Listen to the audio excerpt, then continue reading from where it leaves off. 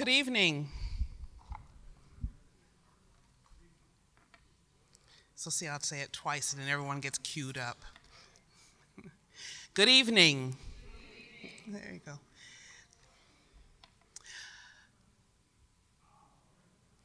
You're going to have them kind of silence in the back because we're recording, please. Thank you.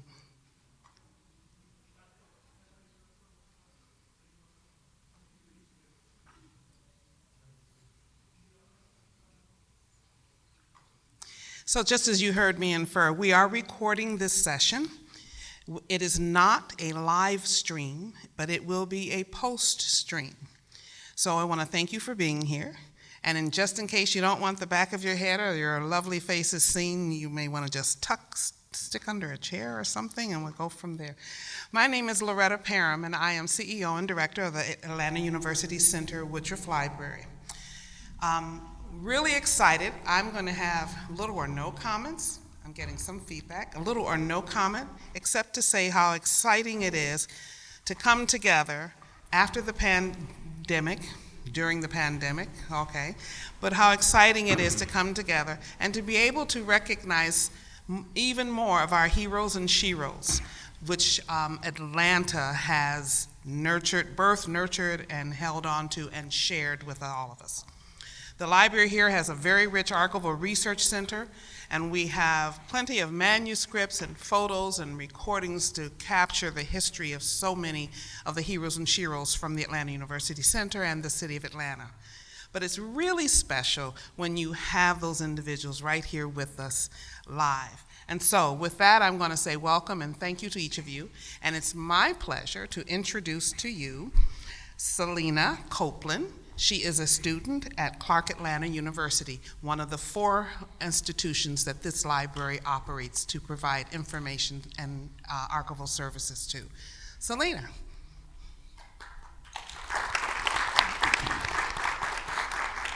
Hello, and thank you. My name is Selena Copeland. I am a senior year history major at Clark Atlanta University, and I am honored to read the bios for our speakers today. Our moderator for today's conversation is Mayor Shirley Franklin. Ms. Shirley Franklin served as the 58th mayor of Atlanta from 2002 to 2010. She was the first woman to be elected as the mayor of the city of Atlanta. Prior, Mayor Franklin held various positions in Atlanta city government, including Chief Administrative Officer and Chief Operating Officer in the administrations of Mayors Mayor Jackson and Andrew Young.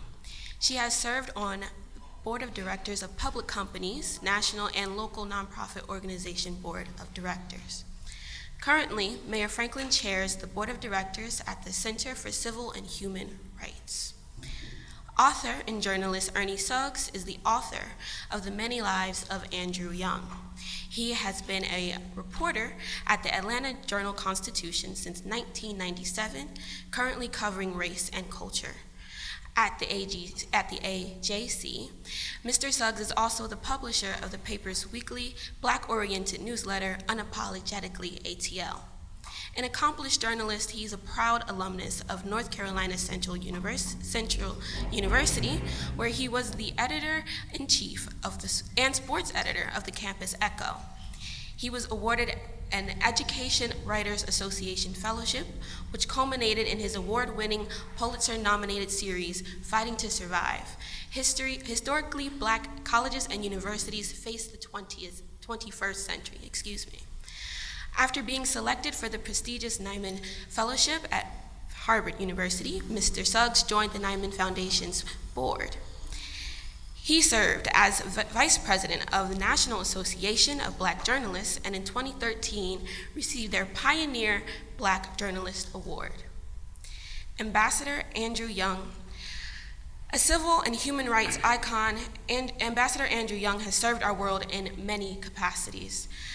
As his life is the focus of the book and the conversation we will discuss today, I will do my best to try not to list all of his many accomplishments. Ambassador Young is the former executive vice president of the Southern Christian Leadership Conference, a former United States representative, and was appointed by President Jimmy Carter as the U.S. ambassador to the United Nations. In 1981, he became the 55th mayor of the city of Atlanta and served 2 terms through 1989. As co-chair of the Atlanta Committee of the Olympic Games, Ambassador Young helped promote Atlanta to the international city that we know it as today. An ordained minister, Ambassador Young, like Mayor Franklin, was educated at Howard University and later at Hartford Theological Seminary. He is one of our great civil rights leaders, organizers, and advocate, and was a beloved confidant of Dr. Martin Luther King, Jr. He has many honorary degrees and has been honored with designations at Morehouse College, the Andrew Young Center for Global Leadership, and at Georgia State University, where he has taught at the Andrew Young School of Policy Studies. Thank you.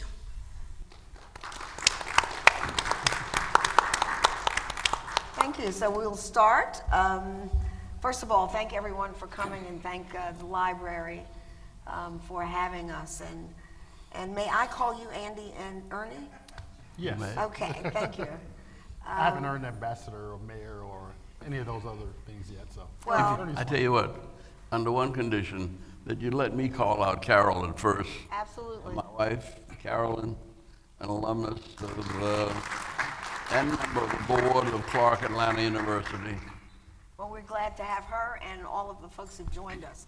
So we're going to start with, so you've written books before, and you've told your story and the story of Atlanta in film and in books. What brings us to this book at this time? Well, I think I understand what I've been doing a little better now. I was writing about the civil rights movement, and I was writing about my childhood. I think turning 90 gave me an excuse, and Ernie gave me a vehicle to kind of whip it out real quick. We really did not know what we were doing. And I say that with reverence, because I think Martin Luther King was spiritually led into everything he did. And I think that's been true of Maynard Jackson. It's a miracle that we got this airport going. New York is still trying to build LaGuardia, and they can't get it together. And we've had maybe 4 airports since then. And the key was that we didn't use any government money. And people don't understand that, but that the airport doesn't have any taxpayer money except a little bit of money that we put on a ticket to clear out the landing, move the houses that were in the noise abatement. That was taxpayer money, but that was just $1 on a ticket. And the airport has about 1 million people employed, and the last time I asked the general manager what was the economic impact of the Atlanta airport, this last year, a bad year, it was $66 billion. And it doesn't cost anybody anything, and it generates wealth for everybody. And there's just something very special about this city.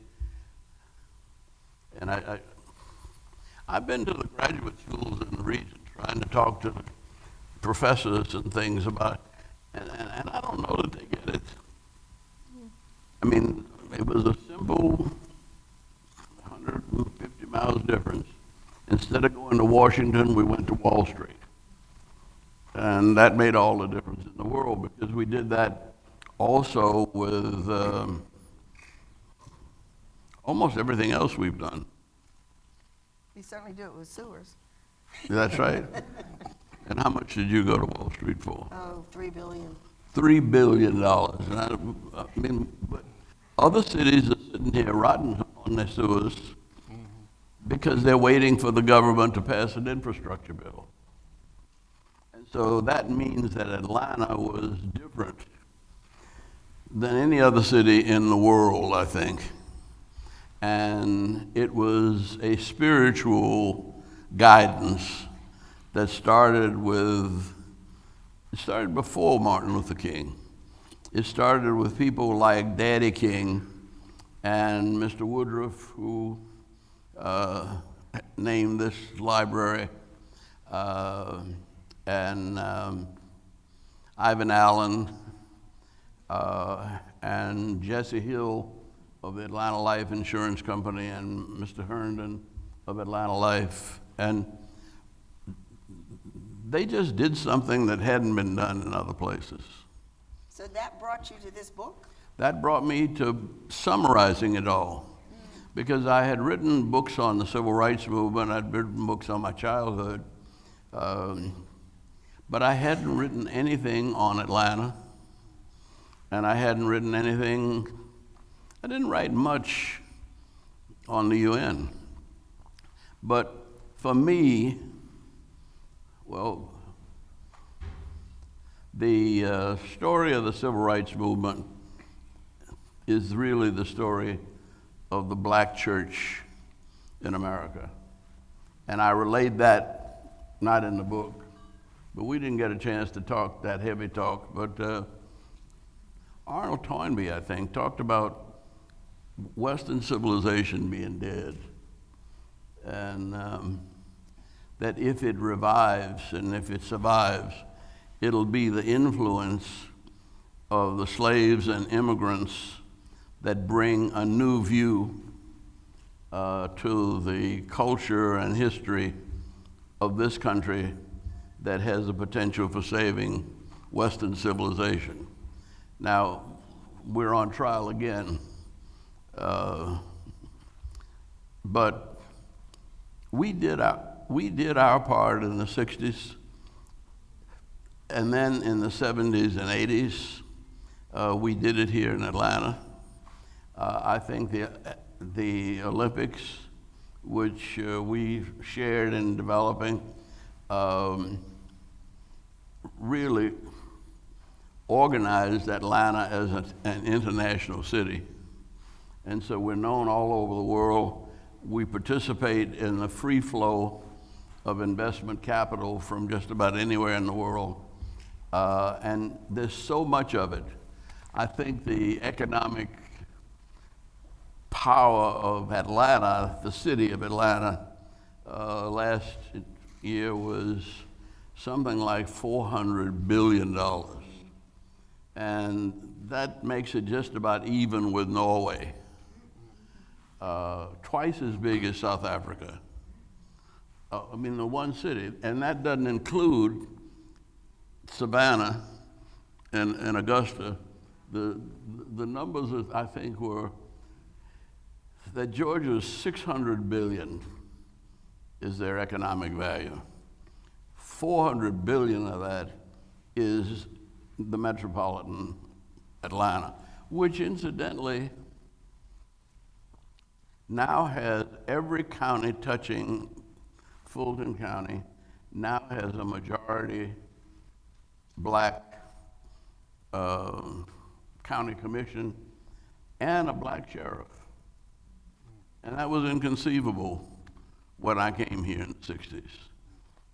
So Ernie, how did you all get together on the book? Well, Did you find him or did he find you? I think it was a mutual finding. You know, I've been, as Selena mentioned, I've been here since 1997 working for the Atlanta Journal-Constitution.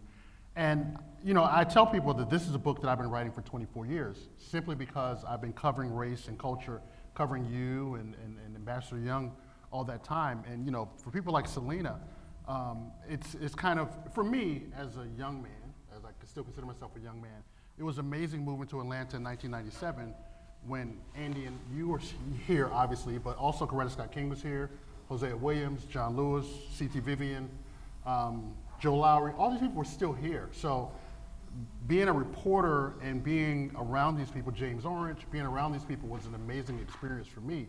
And I say that, you know, if 1776 was supposed to be, you know, with the Constitution and these people were supposed to be the founding fathers of the country, it was Ambassador Young and Dr. King and you all who actually I consider a second set of founding fathers because the work that they did made America closer to what the founding fathers, the so-called founding fathers, wanted America to be. They made it closer to that.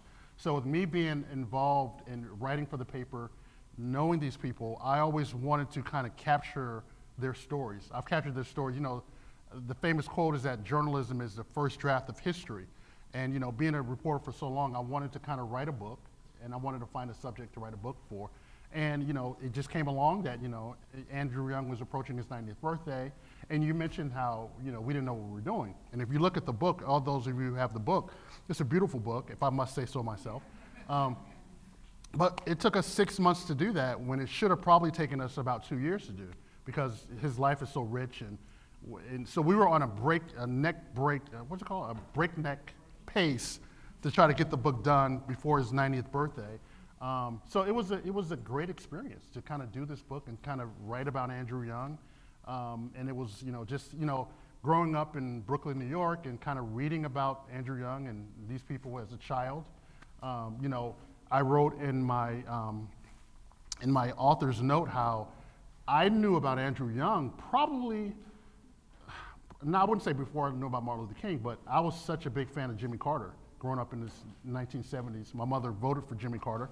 That was the first time I saw her vote. It was the first time I saw anybody vote. And because Jimmy Carter was the president and because Andrew Young was his UN ambassador as a black man, and you know, in the 1970s, you know, you're still looking at black figures to kind of emulate.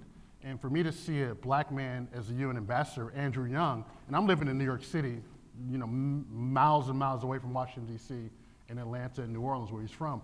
But I knew who Andrew Young was at an early age. So coming to Atlanta and kind of meeting him, and you know, he's my fraternity brother. I met him in 1996 officially when I was, you know, just out of college. So getting to write about him all these years and just sitting down and hours of interviews with him that we have on tape was just kind of an amazing experience.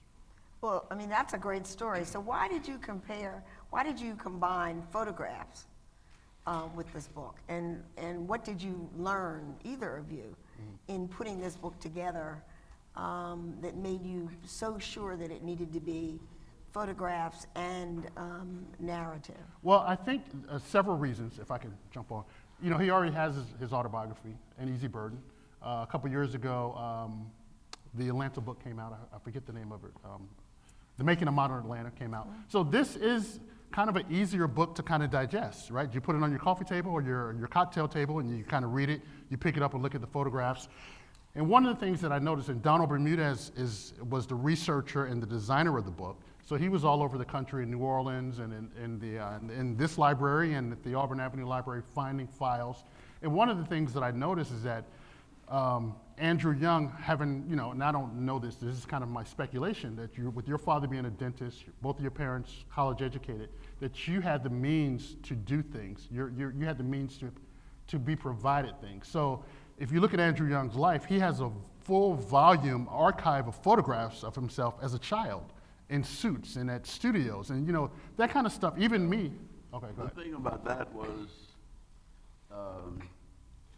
I came from one of these mixed up Creole families in New Orleans, and my grandmother had 5 children of her own, but she raised 11. And the other 6 were all Creoles. They were, all of them could have passed for white. But didn't, and remained in the black community. So I had an aunt who had the first black photographic studio just off Canal Street, on Rampart Street in New Orleans. And this was Second World War. That was my first job. I was 12 years old, and I had to go down there and clean up and open up the shop. And I learned how to print pictures and take pictures, and I learned how to get along with people. But I was surrounded by people who, and I don't know, I've been trying to get to talk to Skip Gates, because my daddy was born, my grandfather was born 5 years before the Civil War. I don't even know whether he was ever a slave, but he was a very educated man. And I don't know how he got educated in Franklin, Louisiana.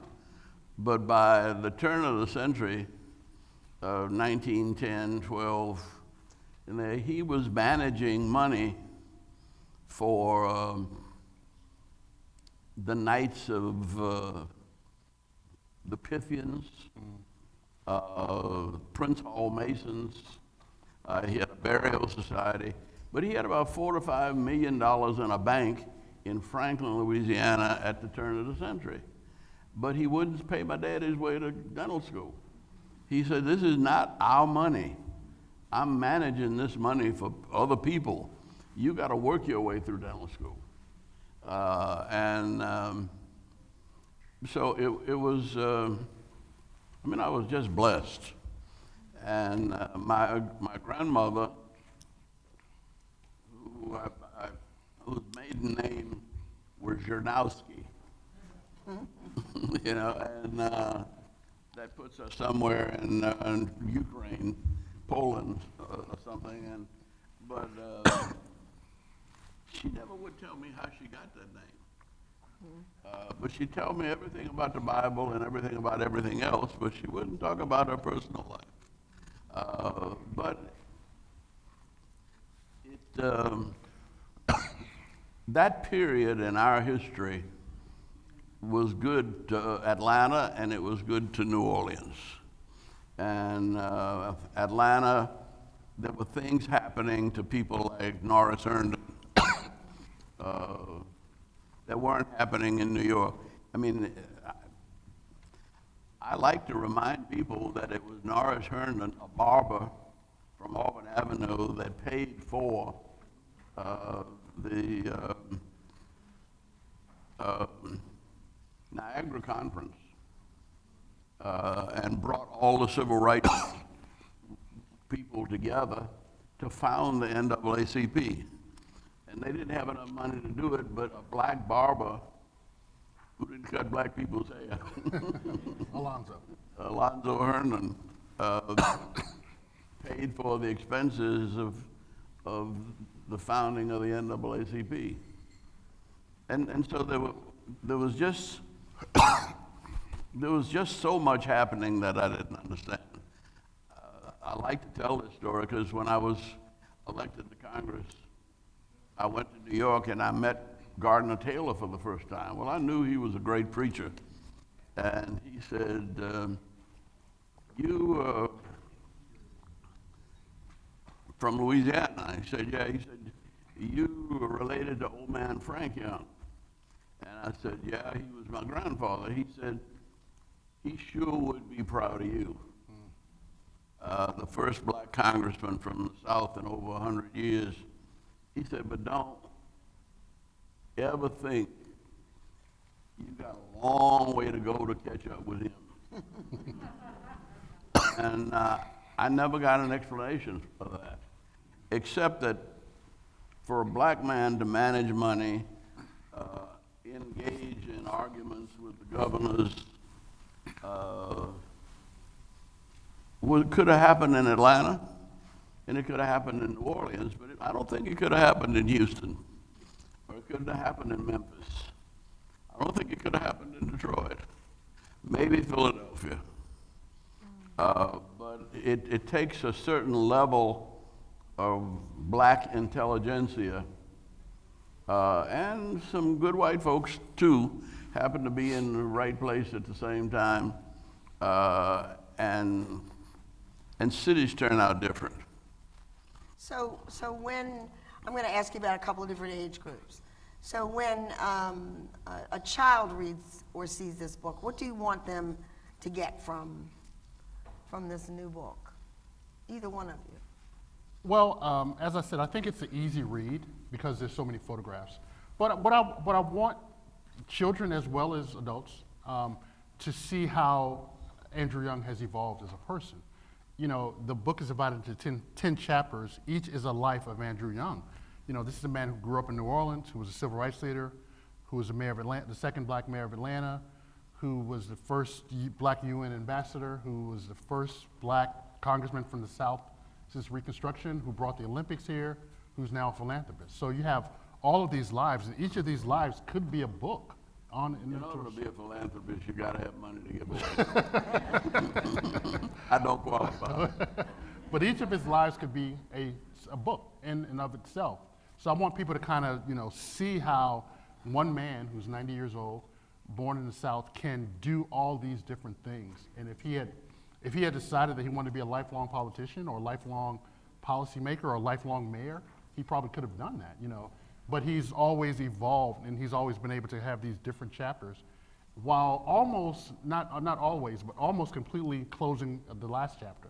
You can come in here and talk to Andrew Young about, what's going on in Ukraine because he was a UN ambassador.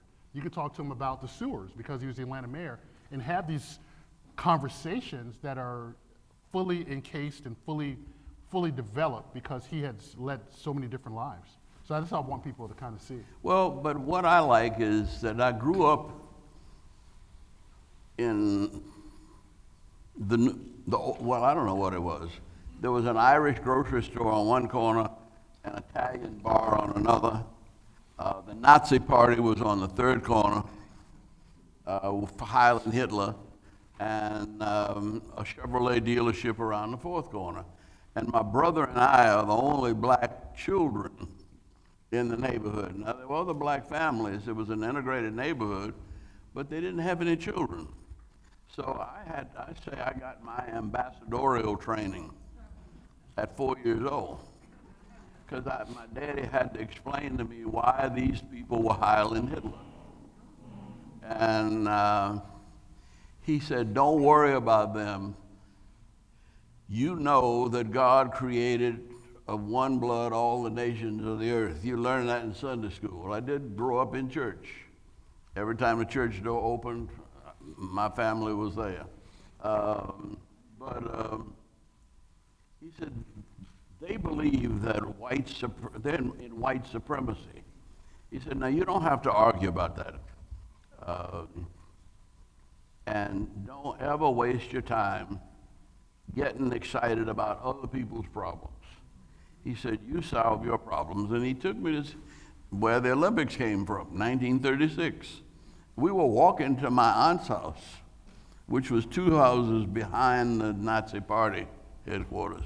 We could sit on that porch and look into their house because there were no windows, no curtains or anything. And so we could, like, sitting in the meeting just down the street there. And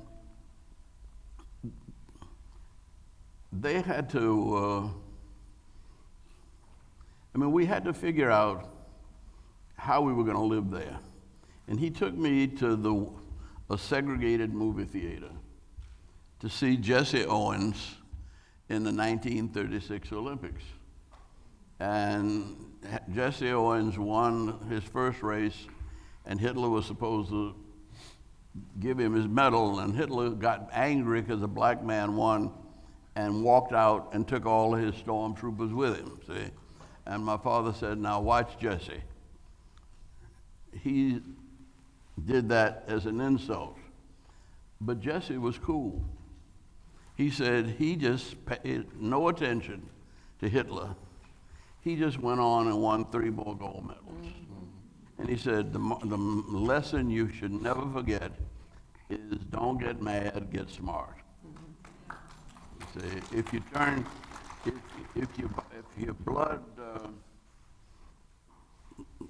you get angry, your blood rushes from your head to your fist and your feet, and you run a fight. He was 5'4". He said, you're never going to be big enough to beat up anybody. He said, you can probably outrun people, but you won't feel good running from a fight. If you know how to fight and you stay cool, you can make it. And we also lived not far from the boxing arena where all of the black fighters fought. And he was a dentist when they'd get knocked, beat up. they'd come to him and he'd patch them up, and they couldn't pay. So he said, take these two boys to the gym with you and teach them how to fight. Because if they know how to fight, they won't have to fight. So all of us have not had a chance to read the book or to see all the photographs, but we see the cover photograph, and you look so calm and cool, and you say handsome, and you are handsome in that. I didn't know I was that good looking. But That's a good thing. yeah, it's Well, I was not. That caught me up. I was 15 when I went to college. And I was lost. And I went to colleges. I went to Dillard first.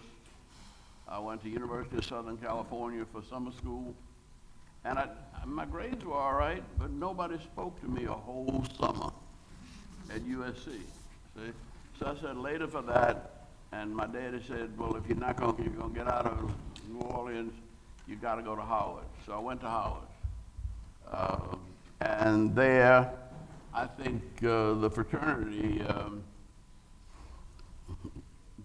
sort of took me in. Dave Dinkins was just back from the Marine Corps. And he was 22 or 23, I'm 16. They just sort of took me in and straightened me out. Alpha Phi Alpha, for those of you who are wondering. well, that's a great story, and he was mayor. Yeah, and then he wanted me to come to New York, see, and I said, no, I'm going back south. And he said, well, you could do well in politics here. I said, no. I said, we got to get the South straightened out. And when I get through with that, we'll come back and we'll help you in New York. And you did. And we did. And you did. So there's Which is why I had to leave the UN. See, because I'd been in, I don't think we got into that much in the book, but I had been to just about every Baptist church in New York. I'd spoken on every college campus. See, Malcolm X, Columbia, NYU.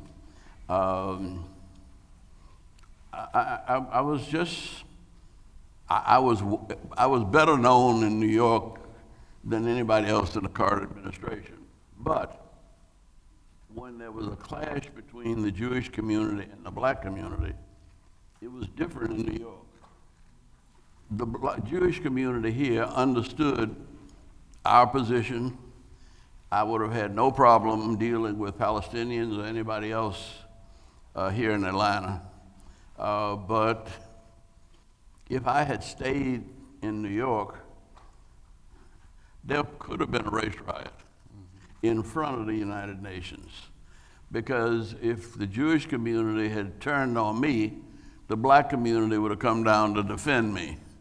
And that's why I said to President Carter, no, I said, I told you when push came to shove, if I had to choose between Martin Luther King and the State Department, I was going to stick with Martin Luther King. So it's time for me to go back to Atlanta. So now this last photo, there's a photograph, the last one inside, I'm told is one of your favorite photographs. And it's a photograph with you and Muhammad Ali. So why does this photograph matter to you? Well, because Muhammad Ali is really a great man. And he'd come up a hard way, and he was mistreated. And this was right after he got out of jail, and he didn't have, before he fought here, we were trying to put it together. No, I think I was mayor then. So that was after he fought here. But he wasn't doing well financially, and they had him endorsing some shoe polish. And I thought that was insulting. And so he wanted to come down and shine my shoes. I said, no way, champ. You never shine shoes in your life. I had a shoebox. My daddy taught me how to shine his shoes. And I said, get up there and let me show you how to shine shoes. What did that moment? Go right ahead. What did that moment say to you, and what does it say to him? That you, the mayor of Atlanta, would shine Muhammad Ali's shoes? They were brothers. I mean, it was simple. It didn't have to. And you know, more people have asked me for that picture. I don't even remember. Well, the kid who took it died. And just before he died, he gave me a couple of copies. And I guess I had a bunch of them made and gave them to my good friends. And so now the whole world can see it Yeah. in the book. So we're going to take a couple of questions from the audience. Excuse me. Oh, we're going to hear from the poet next. Yes. Please make the introduction.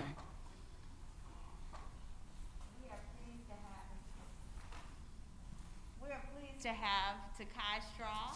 She's a student at Spelman College, and she has an original work that she has written for Ambassador Young. Thank you.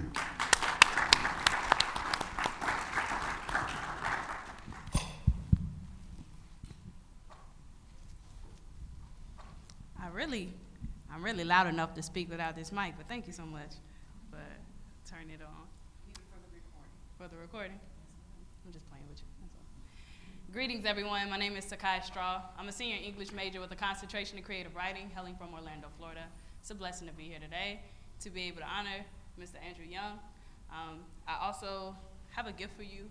I am the owner of Blessed Adornments by Madam, a jewelry company founded for fashion and manifestation. I handcraft and pray over all of my jewelry. So I made you something, prayed over it for you. I made you a citrine necklace, and I hope that you like it.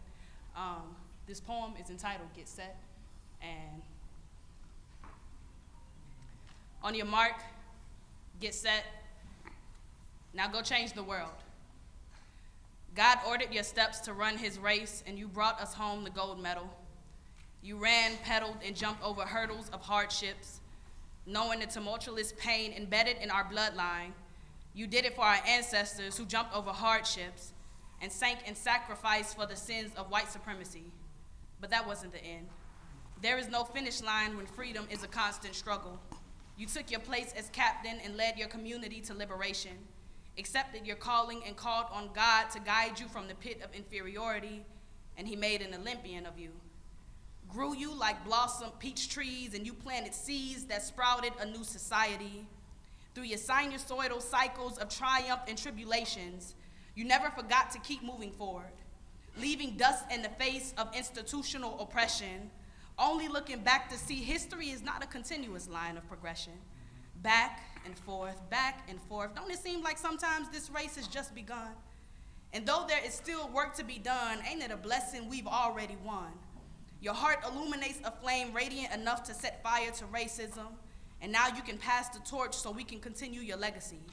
Competing against demons disguised as systems, you've inspired the warrior in me. Make me unafraid to raise my fist and voice to fight for what I believe in. I choose to see the race through. Continue what my forefathers and mothers have begun so I can be an Olympian too. May God order my steps and design my path to win this race. Thank you for choosing to be a creator of the roadmap to change.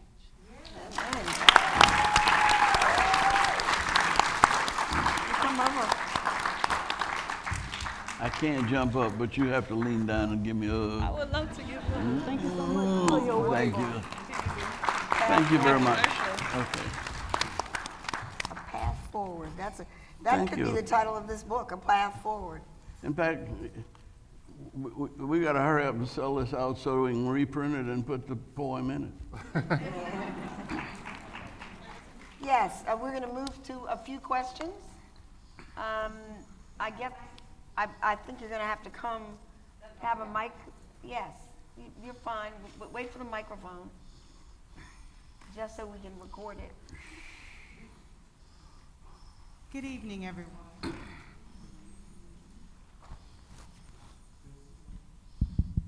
Good evening, everyone. Ambassador Young, what would you consider to be your greatest legacy in this earth? You know, I didn't decide that until we were working on this book. And I decided that it's July of 1964,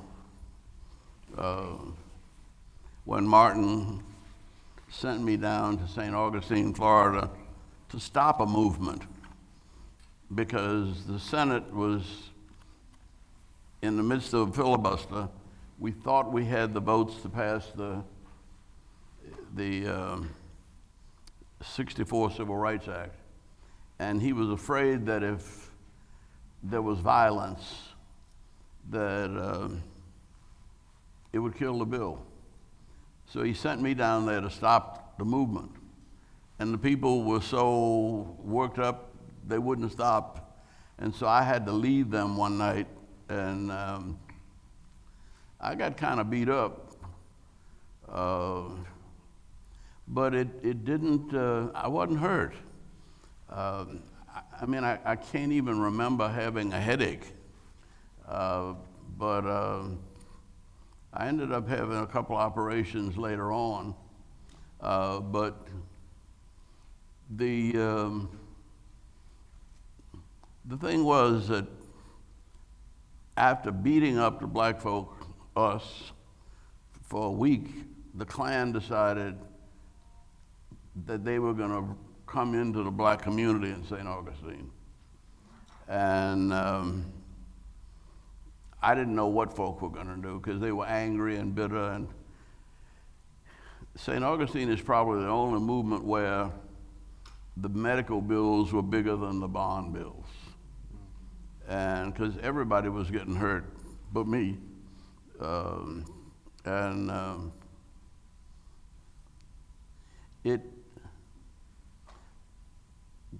When the Klan started marching through the community, folk just started singing, and we didn't arrange it. You know, I love everybody, I love everybody. In my heart, I feel the love of Jesus.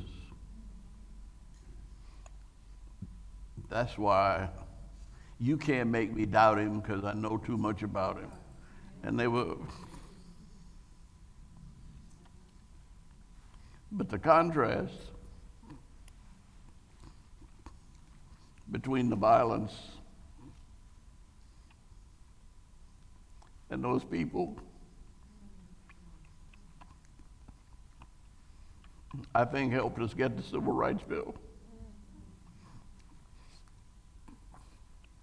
Because they marched in our community that Saturday, and that Tuesday, the Senate voted to pass the bill.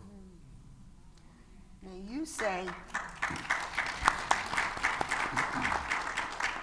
that wasn't planned, and perhaps it wasn't, but knowing you, I know you were singing pretty loud. You were singing pretty loudly. I was really not. That was one of those battles between me and Jose, because I went down to stop the movement, and when I walked into church to give Dr. King's message, Jose said, "Martin Luther King has sent Andrew Young down here to lead this march." And I figured if I could march them close enough so that they could see a couple of hundred crazy Klansmen in the park acting. It was a Saturday night that they would, they would go back to the church. And I prayed, for everybody. And when it came time to go back to the church for me, this sister shouted, "Be not dismayed, whate'er betide. God will take care of you." And we had to march. And nobody got hurt. Because after being kicked around at the first corner, I went down to the second corner. And when somebody kicked at me then, I was expecting it, and I ducked it. It missed. And then there was a great big policeman. The police were more reasonable in St. Augustine than the sheriff. The sheriff deputized the Klan to beat us up. The police were more for the city, and they didn't want the bad image because it spoiled tourism. So this guy is about 6'6". He stepped in and said, "You all better leave these people alone. You're gonna fool around here and kill somebody, and then you're really gonna be in trouble." And he was so decisive that they moved, and we marched on through. So during the election in '72 for Congress, it was a big controversy within the campaign as to whether to use any of these photographs from St. Augustine, because it was thought at the time that they would incite people, and the question was whether that would be good or appropriate. And I remember that debate. We used them, but there was a big debate about that. And I don't know whether anybody asked you at the time, but Stoney Cooks was the campaign manager, and there were some other advisors, and ultimately we did use some of those photographs in a television ad. Yes, gentlemen, you have a microphone? No, we're recording it, so we really need you to use the microphone, if you don't mind. Thank you. Thank you. Good evening. We're blessed to have two former Atlanta mayors here. With all your accomplishments, I'm out in DeKalb County, and I'm always passing piggyback. Was that a part of one of your administrations, and if so, I can't hear too well, a little louder. Piggyback? Piggyback. Wasn't that part of your administration, but that impact on the city of Atlanta when people cite your accomplishments, I rarely hear somebody mention it. Didn't that have a tremendous impact on the city of Atlanta? You mean the railroad facility? Right. The answer is yes, it was on his watch, and he negotiated with them a relationship between the railroad and the surrounding communities. And the railroad actually contributed about $250,000 a year over a period of 10 years. So a lot of the community investments came from the city council ultimately passing the legislation to allow that facility. I didn't mean to answer for you, but No, but I didn't know. That just lets you know who did the work during my term. we'll go back over here. This gentleman. Oh, yes, standing. Yes. So last week we commemorated the 54th assassination of Dr. Martin Luther King, and of course you was there when he got killed. I just want to know, do you think Dr. King would be happy with the progress made today, and do you think it will ever be another leader like Dr. Martin Luther King? Well, yes and yes. I think God will always raise up sons of Abraham that will live by faith. And I was at a funeral today of Doris Derby, who was with the Student Nonviolent Coordinating Committee, and I think she must have been almost 80, and I knew her when she was 21 in Albany, Georgia. And, you know, for her to have survived and worked all over Mississippi and Alabama and Georgia and taught at Georgia State, and got a doctorate, but the thousands of people who were touched by this movement, who don't want any credit, don't get any credit, but this was a massive movement that touched almost every continent. And I was saying about her death that she hadn't gone anywhere, just like Martin Luther King hadn't gone anywhere. I worried, when he was shot, and I said, damn, you can't leave us now. You going to heaven and leaving us in hell. But he didn't leave us. And we know more about Martin Luther King now all over the world than we did 55 years ago when he was assassinated. So the spirit lives on. And that's what I hope you get out of this book, that our lives are not just physical. Deepak Chopra says that we think we're physical beings that have an occasional spiritual experience. The truth of it is we're really spiritual beings, and we're aware of certain physical experiences. But you are more than flesh and blood. You are the power of the Spirit of a living God. So we're I'm going gonna have to take up a collection if I preach anymore. know. I better say Amen. amen. We have time for one more question. Ambassador Young, you're also Reverend Young, Yes, ma'am. and you've already testified, but I wondered if you have a favorite picture in the preacher section, because your ministry at First Congregational, which is recorded on YouTube, is part of the reason I joined that church. Thank you for your continuing ministry. Thank you very much. And I don't know that I don't know that I have a favorite picture other than the pictures in St. Augustine. Now, my ego, I like the picture hurdling. But the truth of it is, I was a sprinter, and I never ran the hurdles a single time in my life. Somebody just took a picture of me going over a hurdle, and it looked good, and somebody saved it.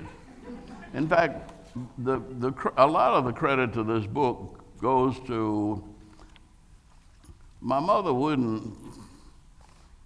She said, if I don't hear from you every week, I'll assume you're okay and you don't need any money. And so I wrote a letter every week to get my $12 to $15.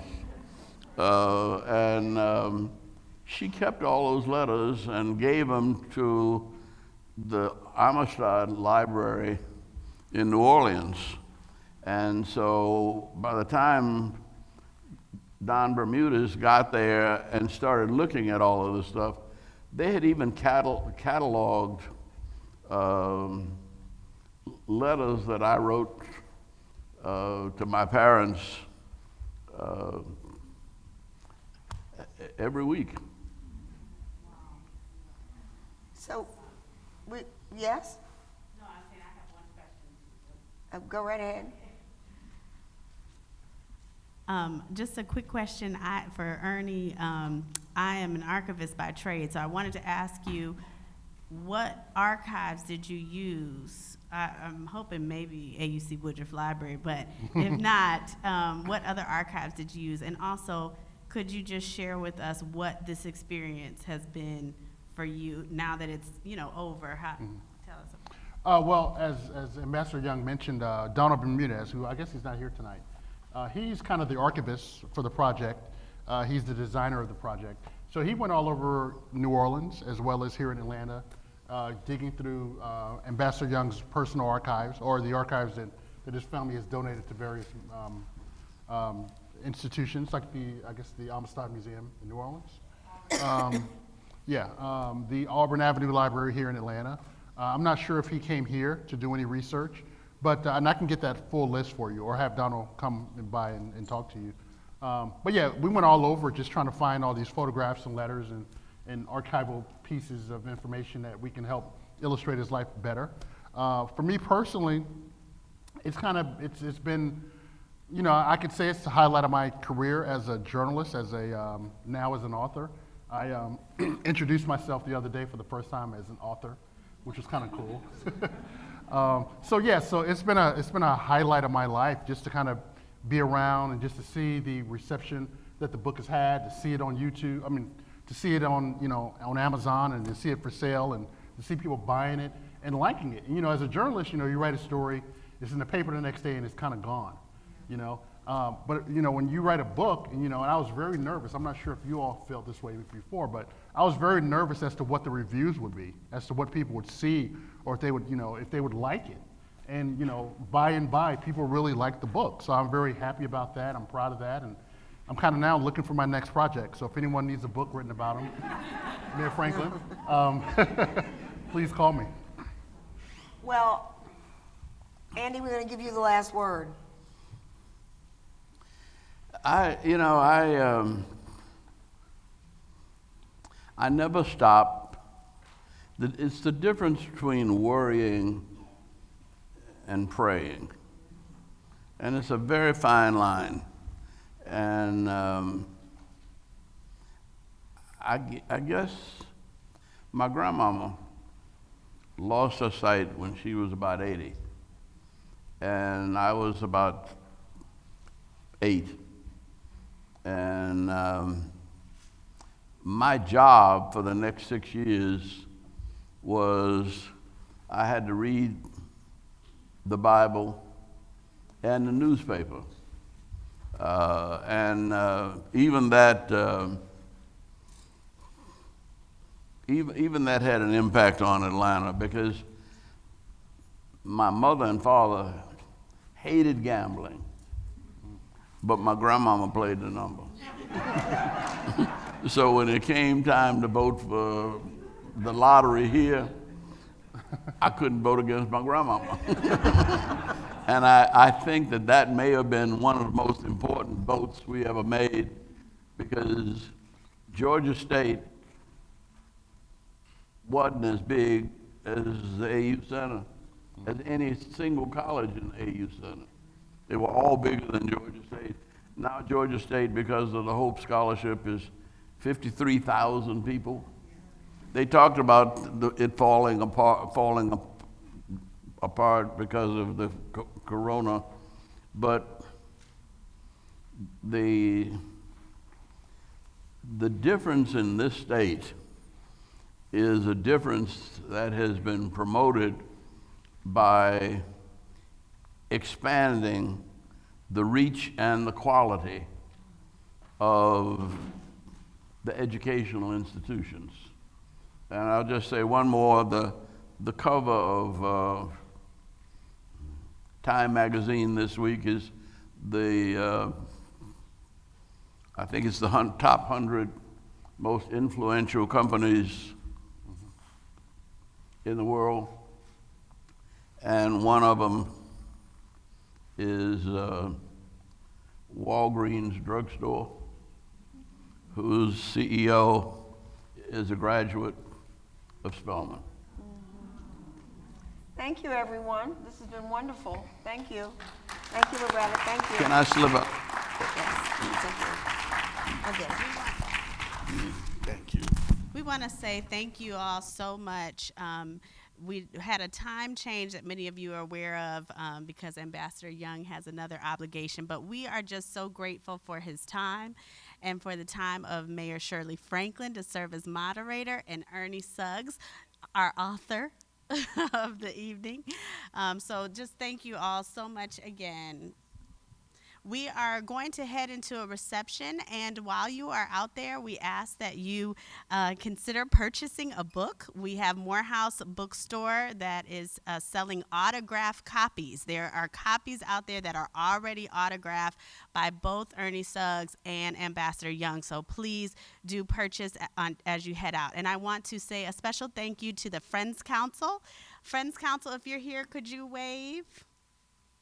All right, there's many of us in the house tonight, and if you would like to become a member of the Friends Council, we would love to have you. This is the Friends Council of the AUC Woodruff Library. So please look for these Friends Council members, and we have member cards that you can learn about joining us. All right, so join us for a reception. We have plenty out there to enjoy. Thank you so much. Have a great evening.